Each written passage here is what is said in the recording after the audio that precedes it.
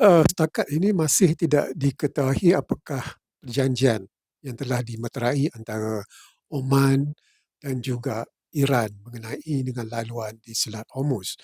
Persoalannya, adakah kedua-dua negara ini mempunyai hak untuk menentukan syarat-syarat perairan Selat Hormuz? Memang betul. Ada. Memang mereka ada hak. Kerana Selat Hormuz itu seperti yang didakwa tidak mempunyai yang didakwa oleh Amerika Syarikat umpamanya tidak mempunyai perairan antarabangsa. Ianya hanya ada perairan kedaulatan Iran dan juga Oman.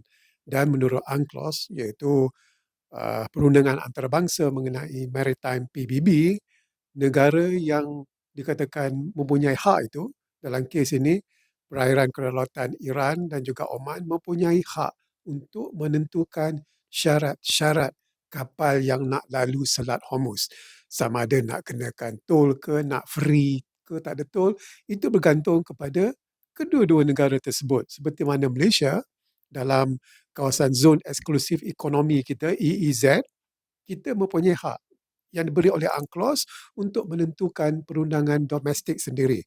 Dan perundangan domestik yang Malaysia kenakan, kalau nak lalu dalam EEZ Malaysia, kapal perang berkuasa nuklear, kena beritahu kita. Tak boleh buat latihan ketenteraan dalam EEZ tanpa kebenaran kita.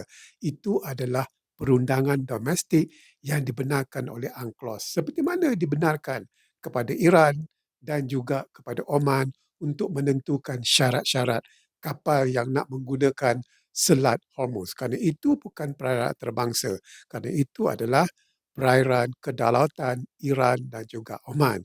Tapi satu perkara, ada orang nak tumpang semangkuk, dia kata perang nak hampir tamat kerana syarat penggunaan Selat Hormuz sudah dicapai, iaitu Mr. Trump. Dia nak tumpang semangkuk sebenarnya, tapi tak ada kena-mengena dengan dia.